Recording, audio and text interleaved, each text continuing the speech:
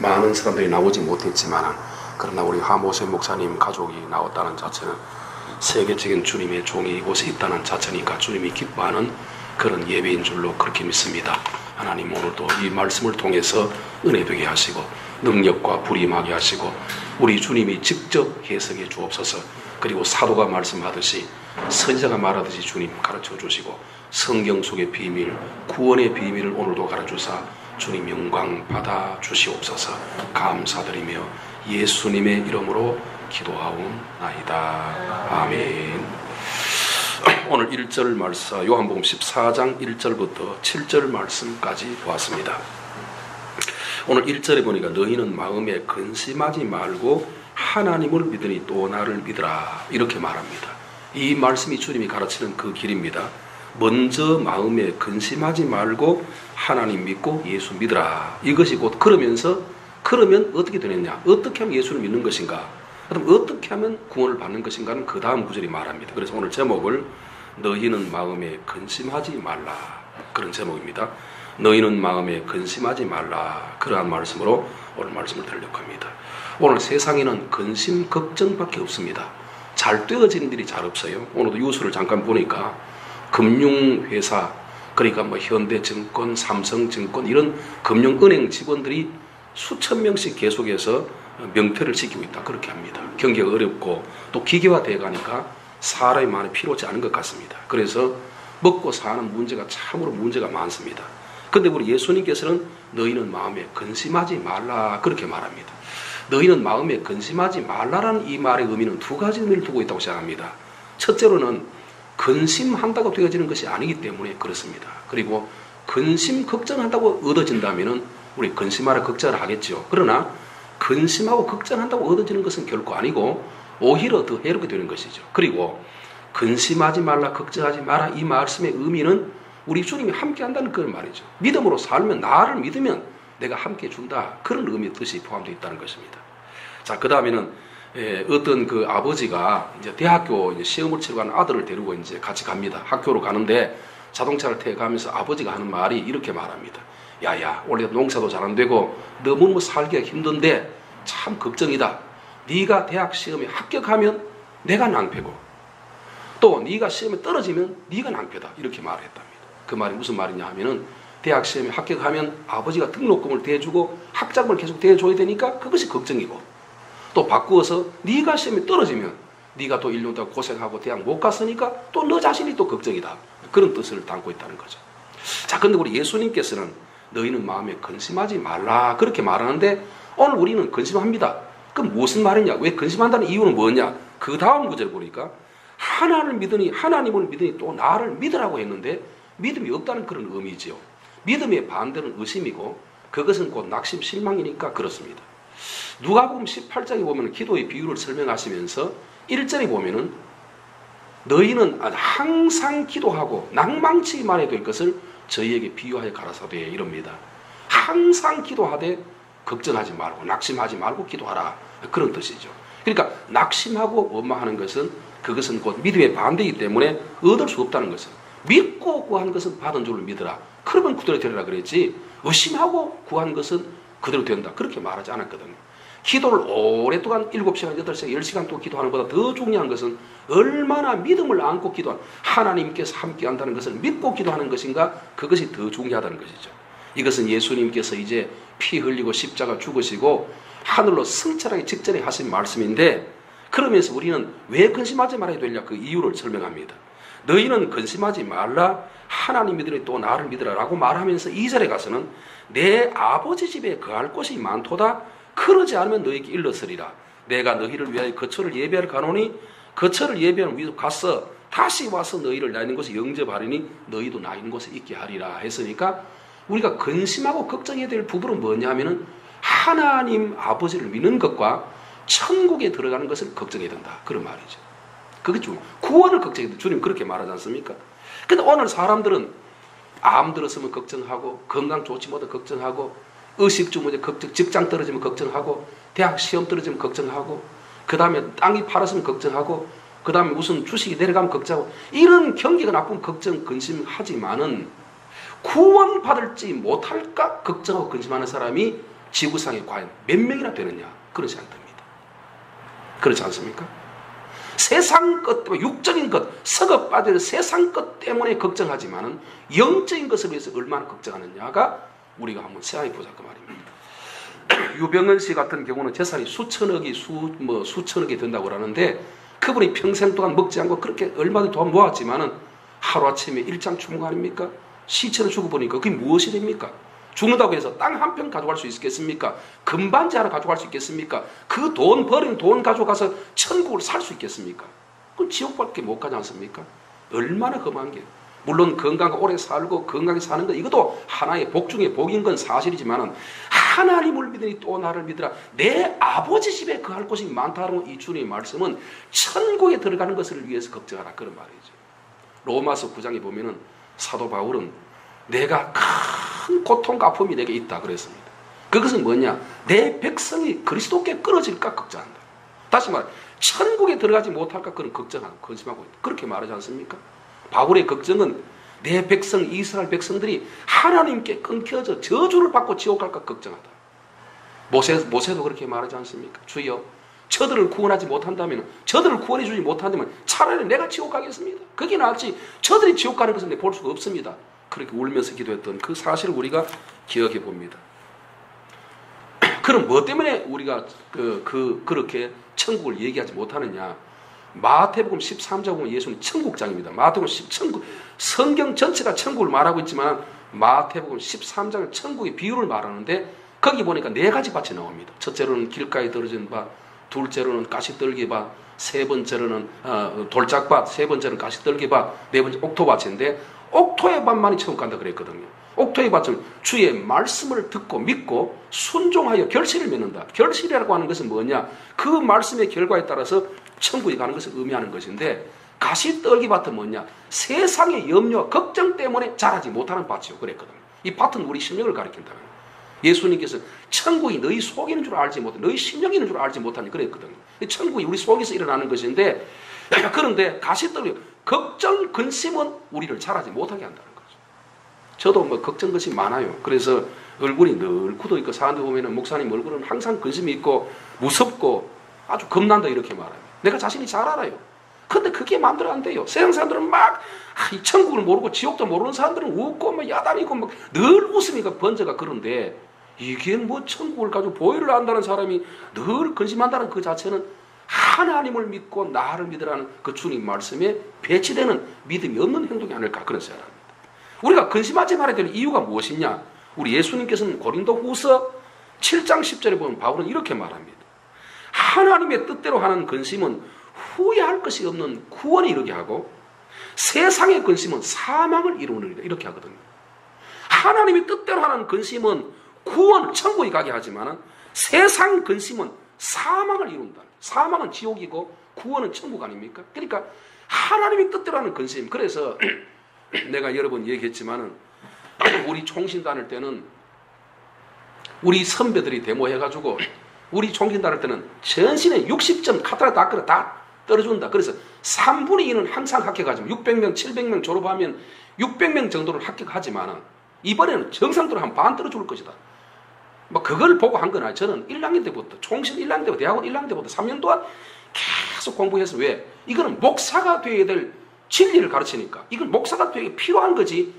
광주석을 시험 합격하는 그게 문제가 아니에요. 그거는 열매에 불과하고, 근본 원인은 이게 목사가 되기 위해서 이 학문이 필요하다.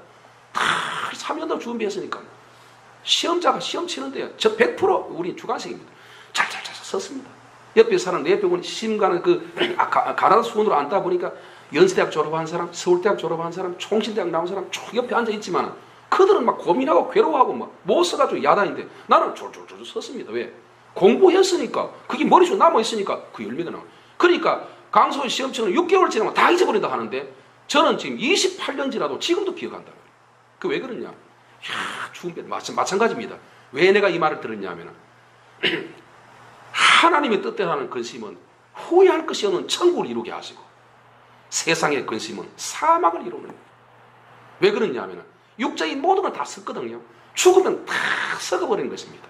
세상인 것은 다 필요가 없는 것입니다. 천국에 가보면 돈도 필요 없고 그 은근 보화가 무슨 필요 있겠습니까? 아무 필요 없잖아요. 그래서 천국에 가는 열매인 보혈이 더 귀하기 때문에 베드로 사도는 뭐라고 했느냐 하면은 은이나 금이나 썩어질 것으로 우리를 구원한 것이 아니라 썩지 않고 시들지 않은 보배로운 피로 우리를 구속한 것이라 하지 않습니까? 이 구속이라는 건 죄를 없앤다는 뜻이니까 그게 곧 천국이라는 말과 똑같은 말이라는 거죠. 그런 거죠. 자, 오늘 보면은 우리 예수님께서는 그렇게 말하고 있습니다. 너희는 마음에 근심하지 말라. 하나님 믿으니 또 나를 믿으라. 믿으라. 근심하지 말고 나를 믿으라. 그러면 뭐냐? 천국에 들어가리라. 내 아버지 집에는 거할 곳이 많도다. 그래서 우리의 근심과 걱정, 우리의 생각은 다 저 천국에 가 있어야 된다. 그런 말이죠. 이 세상은 잠시 있다 없어지지 않습니까? 천국은 영원한 것이거든요. 오늘도 제가 목사님이 앞에 기도하는데 뒤에 앉아가 이런 생각 들었습니다. 내가 기도 중에다가 말씀 들었지만은 경상북도 영양군에 가면 우리 청송 바로 옆인데 전국의 오지입니다. 아주 촌입니다. 촌인데 거기에서 유명한 사람이 나왔습니다. 김삼만 목사님이 그곳에 나서요. 영양에서 출생입니다. 그러니까 청송 지역에 우리 고향 청송에 와서 목회하다가 폐병 들어가 기침 콜콜 하다가 쫓겨났대요. 교인들이 하는 말이 전도사님 나가세요. 맨날 기침하고 가래 토하고 피 토하는데 누가 교인 오겠습니까? 부흥되겠습니까? 나가세요.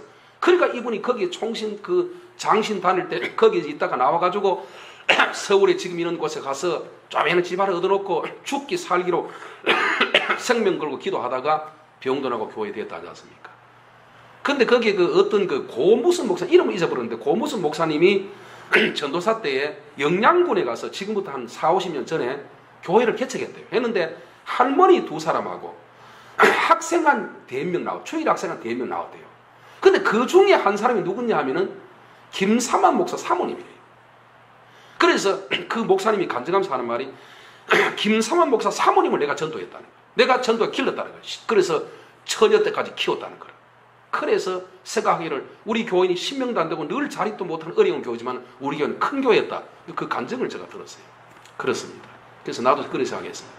우리 몇 명 안 모여도 우리 하 목사님 같은 경우는 이제 창차고 이제 30대니까 이제 엄청난 이제 저는 나이가 60 다 돼가지고 50 후반쯤 돼가 보이를 알았지만 50 중반 좀 넘어가 알았지만 목사님은 이제 40대부터 알았으니까 30대부터 알았으니까 세계적인 목사 되지 않겠습니까? 그렇다면 그리고 권열이 목사도 여기 있지. 그러니까 우리 교회는 큰 교회구나. 그리고 이 속에 1000명 2000 모이던 건 구원 백성 몇 명이냐 그게 중요한데 우리는 흰옷 입은 성도 구원 백성이 있으니까 이거는 주님 앞에 귀한 것이구나. 제가 뒤에 앉아 그런 생각이 들었습니다. 그리고 어떤 생각이 들었냐면은 존 F 케네디 대통령이 하는 말 유명한 말을 남겼대요. 전쟁에 승리하면 아버지가 1000명이요. 전쟁에 실패하면 과다 그랬다고요. 그러니까 무슨 말이냐? 성공하면 나를 도우는 우군이 1000명이지만 실패하면 다 떠난다 그런 말이거든요. 그 말이 딱 맞아요. 영적으로 볼 때 실패가 아니다 하더라도 육적인 면을 볼 때는 심상태 목사는 실패한 목회자예요. 우리 노예에서 가장 작은 교회 목사. 늘 마음속에 어떤 마음인 줄 압니까? 늘 마음에 내가 먹고 사는 문제가 없어서 걱정하는 것이 아니고 내가 뭐 일거리가 없어서 걱정하는 것이 아니라 이러다 교인 다 이들이 떠나고 화 목사님하고 가버리면 하나도 없으면 주일날 내 혼자 앉아가 이게 무슨 일이고 이걸 또 안 할 수도 없고 대구서 큰 소리 땅땅 치고 서울 가서 내가 큰 교회 돼가지고 엄청난 큰 교회를 성장해서 교회 지르고 간다고 집사람 조차하고 싸우면서 차라리 당신 오지만 내 혼자라도 가겠다고 그리고 안 해놓고 이게 뭐 빈털털 해가지고 앉아 혼자 있으면 이 고민을 어떻게 하겠느냐.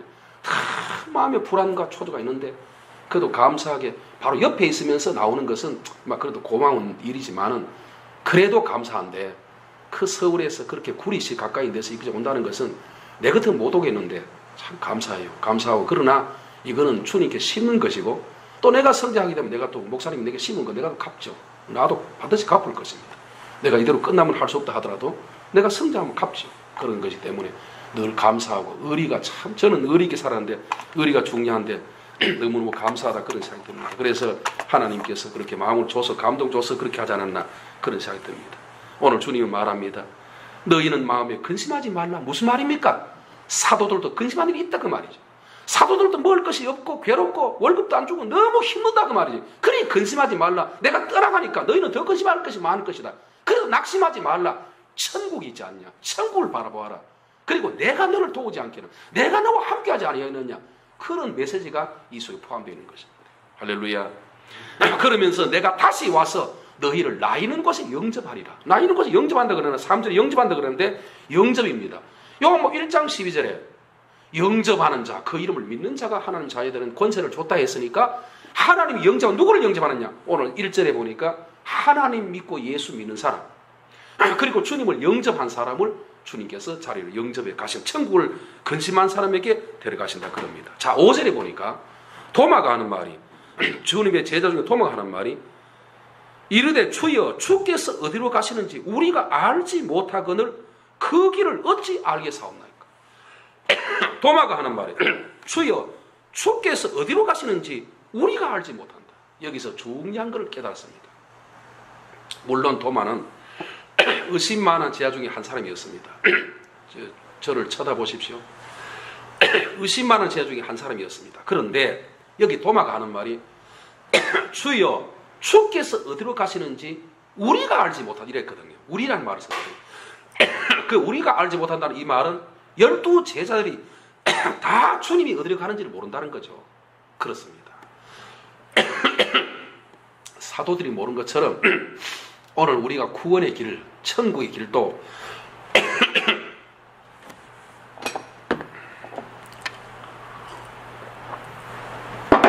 성령께서 계시하지 아니하면 알 수가 없어요. 신학 박사학위 읽는다고 얻을 수 있는 것도 아니고 성경 많이 읽는다고 해서 안 하는 것도 아니고 이거는 전적인 주님의 은혜인 줍니다. 우리 하 목사님 감사한 것은 30대에 정말 영적 길을 걸어가고 바른 목회자가 되고 인격적으로는 내보다 훨씬 나은 것 같아요. 내가 볼 때 인격적으로 그 작은 것이지만 인격적으로는 훨씬 저보다 나은 것 같아요. 내가 지금 현 60이 넘었지만 더 나은 것 같아요. 된 것은 참으로 주님의 놀라우신 은혜입니다. 주님의 놀라우신 은혜고 그런데 도마가 했잖아. 나는 주님을 모른다고요. 예수님이 분명히 하는 말이 내가 천국에 갔다 오겠다고 분명히 부활했다고 봤다고 그랬잖아. 막달라 마리아가 봤고 다른 마리아가 봤고 예수님 어머니 마리아가 봤고 베드로가 봤다고 해도 도마는 하는 말이 나는 절대로 믿지 못한다. 손자들 먼저 봐도 모른다고 하잖아요. 저는 너무 잘 믿었다 알아요. 잘 믿기 때문에 실수가 많아요. 그래서 사람 너무 믿다 사기를 많이 치었어. 여와서도 600만 원 치었습니까?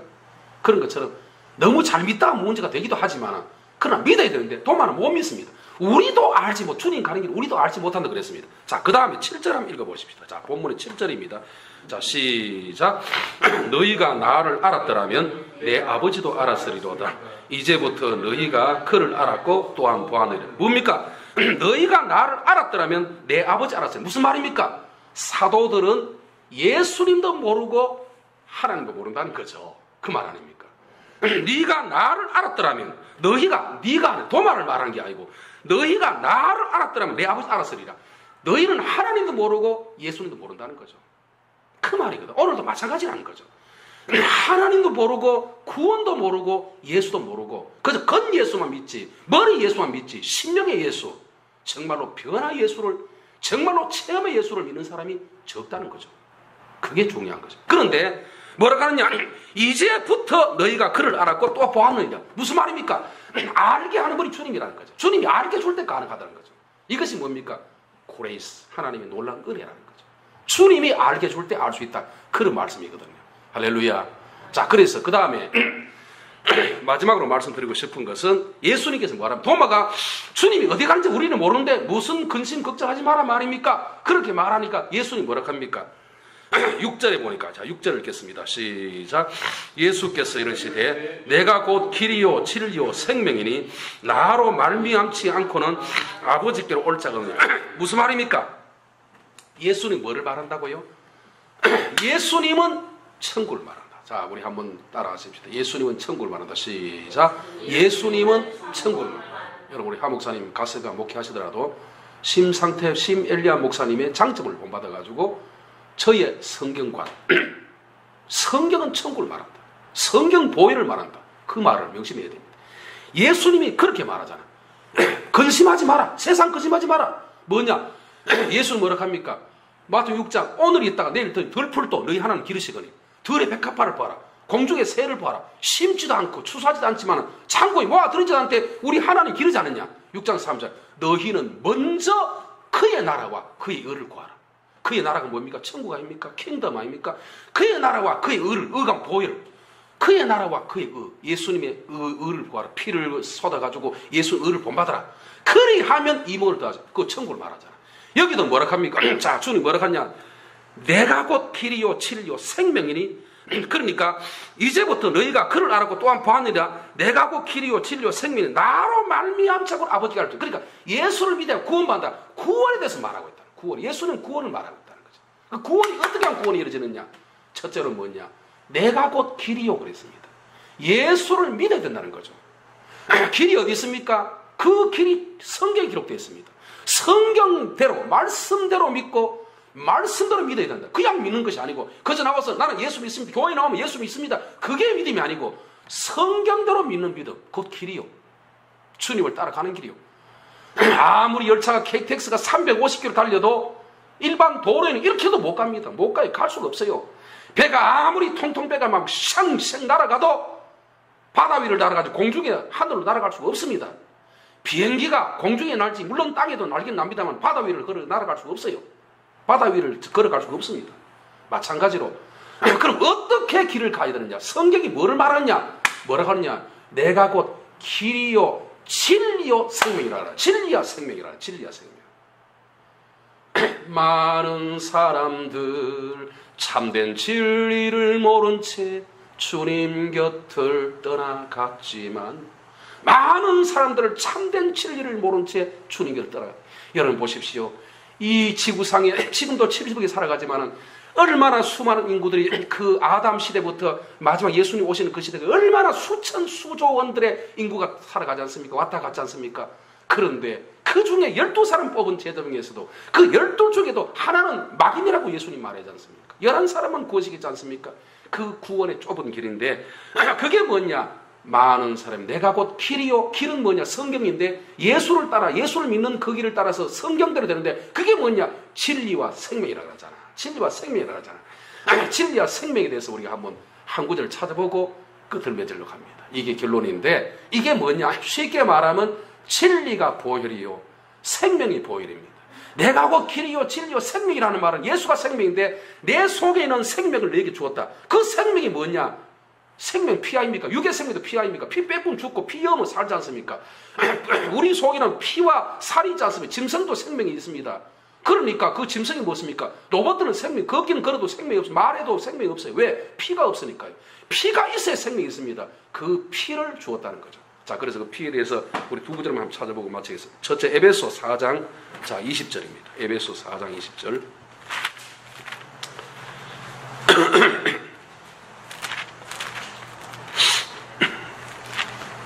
자, 에베소 4장 20절부터 한번 읽어보겠습니다. 시작. 오직 너희는 그리스도를 그같이 배우지 아니하였느니라. 진리가 예수 안에 있는 것 같이 너희가 참으로 그에게 듣고 또한 그 안에서 가르침을 받았을진데 너희는 유혹의 욕심을 따라 썩어져가는 구습을 따르는 옛 사람을 벗어버리고 오직 너희의 심령을 새롭게 되어 하나님을 따라 의와 진리의 거룩함으로 지음을 받은 새 사람을 입어라. 자, 여기 보십시오. 21절에 보니까 진리가 예수 안에 있는 것 같이 너희가 참으로 그에게 듣고 또한 그 안에 가르침을 받았을진데 이렇게 말합니다. 그 예수 안에 있는 것이 죽으면서 예수 안에 있는 예수 밖으로 나왔습니다. 그게 예수 안에 있던 것인데 그것을 너희가 듣고 배워서 가르침 받았다. 예수 보혈을 배웠다는 겁니다. 예수님 가르쳤다는 거죠. 그러므로 말하면 너희는 예수 피를 본받아서 세상의 22절에 보면 유혹과 욕심을 따라 썩어져가는 구습, 썩어가는 구습 뭡니까? 그냥 믿음으로 구원받았다. 우리 예수님이 구원받았다. 그런 구습을 따르지 말고 24절에 보니까 하나님을 따라 의와 진리의 거룩함으로. 진리가 곧 거룩이라고 하지 않습니까? 의와 진리가 의도 예수의 지정의를 담는 것을 말하고 의와 진리의 거룩함이라고 했으니까 진리는 거룩함을 준다는 거죠. 거룩함을 주는 것이 뭡니까? 피를 말하잖아요. 진리의 거룩함을 받아서 새 사람을 입어라. 그러니까 옛 사람 그대로 피가 없으면 옛 사람인데 왜? 죄성 그대로 있으니까 죄가 남아있으니까 그러니까 의와 진리가 들어감으로 말미암아 옛 사람을 벗어버리고 새 사람 예수의 사람을 바꿔버린다는 거죠. 변화시키니까 피가 들어가서 변화시키니까 그래서 새 사람 입었으니까 거룩한 삶을 계속 유지하면서 받아서 그 주님을 본받아서 거룩한 삶을 살아갈 때 그 천국 간다 그 말이죠. 자, 그 다음 또 한 구절요. 요한복음 17장입니다. 자, 요한복음 17장. 자, 17장 16절부터입니다. 자, 19절까지요. 시작. 내가 세상에 속하지 아니함 같이 그들도 세카에 속하지 아니하여 사옵나이다. 그들을 진리로 거룩하게 하옵소서. 아버지의 말씀은 진리니이다. 아버지께서 나를 세상에 보내신 것 같이 나도 그들을 세상에 보내었고 또 그들을 위하여 내가 나를 거룩하게 하오니 이는 그들도 진리로 거룩함을 얻게 하려 함이니이다. 20절. 내가 비옵는 것은 이 사람들만 위함이 아니요 또 그들의 말로 말미암아 나를 믿는 사람들을 위함이니. 자, 여기 이 말을 해석하겠습니다. 여기 보니까 16절에 가서 너희는 세상에 속한 자가 아니고 하나님께 속한 자다 그럽니다. 그렇습니다. 우리는 세상에 속한 자가 아니고 하나님께 속한 자입니다. 그런데 우리 권 목사님은 뭐 그러지 아니라고 믿습니다만 오늘 많은 은사자들은 하나님께 속했다고 하고 하나님의 성령과 예수를 힘입어 은사를 행하면서도 너무 육적인 일에 치우쳐요. 참 땅 사는 거, 교회 짓는 거, 그 다음에 무슨 그 다음에 능력 받아 권능 행하는 거, 그 다음에 돈 버는 거, 전신에 육적인 아들 놓는 거, 딸 놓는 거, 사는 여기만 치우친단 말이에요. 이거는 사탄이 하는 거예요. 이거는 절대 광명한 천사도 사탄도 광명한 천사로 위장하는 거니까. 그런데 너희는 세상에 속하지 않고 어디 속했다고요? 하나님께 속했다는 겁니다. 그럼 하나님께 속했으면 어떻게 되느냐? 10절을 보니까 그들을 진리로 거룩하게 하옵소서. 아버지 말씀 진리. 그러니까 진리가 우리를 거룩하게 하는데 이것은 아버지의 말씀은 진리. 말씀이 곧 진리라 그랬는데 보혈이 곧 말씀 아닙니까? 맞지요? 보혈이 곧 말씀 속에 보혈이 물론 말씀이 진리입니다. 전체 말씀이 진리입니다. 천국이 진리. 진리라는 말은 뭐냐? 진짜라는 말이거든. 진짜라는 말이거든. 그러니까 말씀도 진리고 성령도 진리고 예수도 하나님 다 진리지만은 보혈을 가리킨다. 진리로 거룩하게 하라고 그랬으니까 이것이 바로 그 진리 보혈의 말씀이 곧 우리를 거룩하게 한다는 겁니다. 자, 그 다음에 19절에 가서 18절에 보니까 아버지께서 나를 세상에 보내신 같이 나도 그들을 세상에 보낸다. 그러니까 하나님 아버지께서 예수를 이 땅에 보내신 것 같이 나도 너희를 보낸다 그랬습니다. 무슨 말입니까? 하나님 아버지가 우리를 위해 왜 왔습니까? 하나님께서 왜 예수님 보냈습니까? 우리를 구원하라. 구원하면서 뭘 가져왔습니까? 선물이 뭡니까? 예수 피를 가져왔잖아. 피를 뿌리러 왔잖아. 그러니까 나도 보낸다. 이제 흘린 그 피를 가지고 너희도 가서 뿌리라. 왜 그러냐? 뿌려야 죄가 없이고 그래야 그가 삐어야 구원받기 때문이다. 그 말이거든. 자, 그러면서 19절. 자, 이 말씀을 마음에 담고 19절 읽겠습니다. 시작. 또 그들을 위하여 내가 나를 거룩하게 하오니 이는 그들도 진리로 거룩함을 얻게 하려 하니. 그러니까 내가 그들을 위하여 기도하는데 거룩하게 하오니 이는 그들도 진리로 거룩함을. 예수님이 우리를 거룩하게 할 수 없고 진리로 우리를 거룩함을 얻게 하는데 주님이 20절에 가서 뭐 하느냐? 내가 기도하건대 이것은 12제자뿐 아니고 지금 땅에 있는 사람뿐 아니고 앞으로 되어질 미래의 성도 나를 믿을 그들 모두를 위한 기도다. 뭡니까? 진리로 거룩하게 하라. 따라합시다. 진리로 거룩하게 하라. 보혈로 거룩하게 한다. 시작. 보혈로 거룩하게. 거룩해져야 어디 갑니까? 천국에 가는 것입니다. 이게 비밀입니다. 성경. 그런데 여러분 보십시오. 이런 설교를 아무 사람 할 수 있느냐? 내가 교만이 아니라 절대 못합니다. 다 못한단 말은 아닙니다. 많은 사람들이 모릅니다. 근데 성경이 보혈을 아니까 보인단 말이지. 그러니까 이 말을 할 수 있다는 거죠. 자, 그 다음에 이제 예수는 뭐렇게 했습니까? 진리와 내가 곧 길이라는 말은 성경이란 말입니다. 예수 통해 가는 길이란 성경이라고. 그 다음 진리는 보혈이라고 그랬습니다. 그럼 생명이 뭐냐? 생명. 자, 한 구절만 찾아보십시다. 요한복음 6장입니다. 자, 6장. 요한복음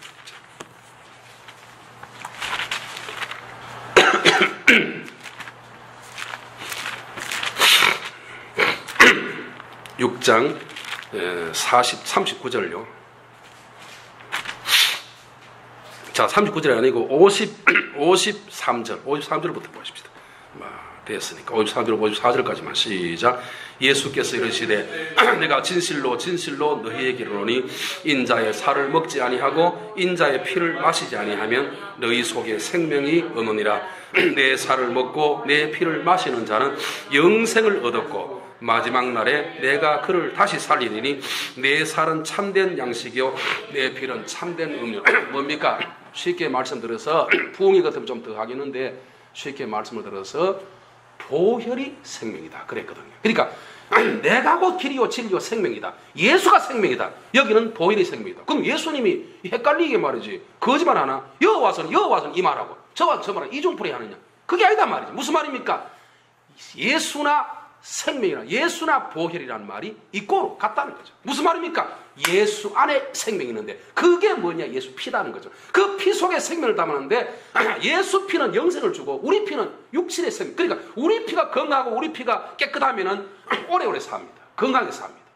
그러나 영생은 안 됩니다. 육의 세상밖에 없어요. 우리는 육의 사람이니까 아담의 후손이니까 예수 피는 영육의 건강을 주는데 영원한 피를 담았는데 그 피를 남겨놓고 갔었는데 그 피가 우리에게 올 때 예수의 생명이 우리에게 온다는 거예요. 예수의 생명이 같이 온다는 거예요. 그러니까 천국이 같이 온다는 것이죠. 할렐루야. 이해가 됩니까? 그 말이라는 거죠. 그래서 내가 그 길이 요신. 그런데 누가 알았다고? 예수는 뭐라고 합니까? 너희가 나를 알았으면 예수를 알았으리라. 하나님 알았으리라. 무슨 말입니까? 너희는 나도 모르고 예수도 모른다. 하나님도 모른다. 그리고 뭡니까? 우리가 알지 못한다. 제자들도 12제자도 알지 못하고 그 당시에 예수님께서 직접 도마가 우리 제자 12제자는 모릅니다라고 했고 예수님도 너희들은 모른다 그랬지 않습니까? 그러니까 오늘도 모른다는 거죠. 오늘 더 모르죠. 그때보다 예수님이 직접 배하는데도 몰랐는데 예수님이 직접 가르쳐도 모르는데 오늘은 더 모르죠. 왜? 들어오지도 않으니까. 그런데 오늘 우리는 알았다는 거죠. 그러니까 우리가 근심해야 되겠습니까? 낙심해야 되겠습니까? 기뻐해야 되겠습니까? 기뻐하고 감사해야 된다는 거죠. 그리고 예수님은 사개오기 얘기했잖아요. 오늘 구원이 이 집에 이르렀으니 이는 아브라함에서 아담에게 노아에게 임했던 보혈이 온 가족 전체 은혜 받은 과부 그 밑에 자부까지 자부 이름도 없어요. 자부 서인데 이름 하나도 없어요. 한 번도 이름이 안 나와요. 그래도 구원받았어. 마찬가지로 우리 한 목사님이 구원받았으니까 보혈이 임하니까 그에 가도 우리 손사모님 뿐 아니고 온 전체가 누나까지 아픈 게 세상적으로 볼 때는 참 저래가 나이도 50이 다 돼가는데 결혼도 못 그래 생각할 수 있지만 생명의 피가 들어가서 능력자로 권능자로 천국 가게 되었으니 이거보다 더 큰 복이 있느냐. 이 피가 어디 가느냐? 우리 가족 흘러가죠. 계속 흘러가죠. 근데 이번에 어제 네, 그래 우리 고모가 하나밖에 없어요. 우리 삼촌도 없어요. 우리 아버지 외도이라 고모 하나밖에 없어요. 그러니까 고모가 그 삼촌이요 작은 아버지요 우리 큰 아버지와 똑같은 거죠. 그래 고모부가 편찮아 갔어요. 가는데 가니까 월요일 날에 수요일 날에 갔네. 가니까 한 열흘 동안 혼수 상태에 들어가 있기 때문에 말도 못하고 먹지도 못하고 눈도 못 뜨고 아무것도 모른다는 거라. 단 하나 귀에다 말하면 눈을 끔쩍끔쩍하면서 눈을 감고 있으면서도 의식이 있다는 거라. 그밖에 없다는 거라. 그래 갔어요. 가가지고 우리 동생하고 그 고모님은 편차로 집 들어가 버리고 동생하고 둘이 머리에 손을 얹고 가슴에 손을 얹고 내가 가서 우리 한 목사님 말에 은혜가 되었어. 가서 기도 한번 해줘야 되죠. 그렇게 지난주에 얘기하더라고. 가서 천국 보내서 기도 한번 해주면 좋겠잖아. 목사 전도자 복음 전하라. 그래 그런 말 하더라고. 가서 손을 딱 머리 얹어놓고 믿음이 없어요. 우리 고모아저가 집사지만은 양손을 우리 고모는 권사인데 가슴 얹어놓고 예수님의 십자가 피로 말미암아 씻어달라. 그리고 이 죄를 용서해달라. 얼마나 주님 앞에 범죄하고 보혈도 모르고 아무것도 몰라 죄 짓으니까 이 죄를 씻어주고 천사를 구원했을 파송생기서 이 축사해달라. 한창 기도하는데 가슴에 손을 얹고 머리에 손을 딱 얹는 손을 꼭 쥐는 거야. 손을. 그래가지고 따뜻한 체온이 느껴지더라고. 그래 기도를 한 10분 좀 오래 하고 탁 눈을 뜨니까 상태 왔나 심상태 목사아이가 이 조카한테 서울서 이고 이러더라고. 동생들이 거인서 깜짝 놀라. 일주일 동안 눈도 한번 안 뜨고 의식이 혼상 들어간대. 깨나더라. 그래 거기서 2번 기도해주고 내가 왔습니다. 왔는데 그래도 놀라운 일이죠. 글쎄 뭐 내가 그래 했다는 게 주님이 그렇게 하셨지만은 그러면서 이분도 하나님의 은혜로 천국 가는 거지. 꼭 우리 행위로 구원받는 거 아니거든. 행위로 구원받는 거 아니거든요. 은혜로 구원받는데 비가 막 오는데 아무리 거룩한 사람이라도 우산 안 시키러 가면 비를 맞을 수밖에 없어. 근데 아무리 죄인이고 강도라도 건물 속에 들어와버리면 비가 안 맞아요. 그러니까 아무리 부족해도 허물이 많아도 비행기표를 사면 그 비행기 타면 날아가요. 아무리 의인이라도 폭발하는 비행기 속에 타 있으면 폭발 때문에 죽어요. 그런데 죄인이라도 깡패라도 강도라도 괜찮은 비행기 타면 괜찮간단 말이지. 이 의인이 옆에 있으면 그 피가 흩어져서 그들 함께 함으로 우리 교회면 우리 교회에서 우리가 나가서 교회가 되어서 복음을 전하면 그들 모두가 다 보혈의 피를 받게 된다는 거죠. 그래서 그 말을 하고 있는 것입니다. 그래서 오늘 이 말씀을 전하면서 너희는 마음에 근심하지 말라. 하나님이 또 나를 믿으라 하셨는데 그 말씀이 무슨 말이냐 하면은 세상 근심 버리고 하나님 천국을 위한 걱정 근심을 해서 천국을 전하고 저들을 구원받는데 초점 맞추라. 그게 뭐냐? 사도들도 모른다. 오늘 목사들도 모른다. 그게 뭐냐? 길이요 진리요 생명이다. 그 길이 무엇이냐? 성경이다. 진리가 무엇이냐? 다 성경이다. 그 보혈이다. 생명이 뭐냐? 예수님인데 그 예수님의 생명 그 속에는 피를 말하는 것이니까 보혈이다. 보혈을 통해서 구원받고 근심. 보혈이 있으면 이걸 내가 아버지가 나를 보내니까 나도 이걸 보낸다 그랬으니까 이 피를 전하는 자가 되라는 그런 말씀의 결론입니다. 오늘 이 말씀이 저와 여러분에게 은혜가 되기를 예수님 이름으로 축원합니다. 예, 기도하겠습니다. 거룩하신 하나님 감사드립니다. 너희는 마음에 근심하지 말라 그런 제목으로 오늘도 보혈을 전할 수 있게 하시니 감사드립니다.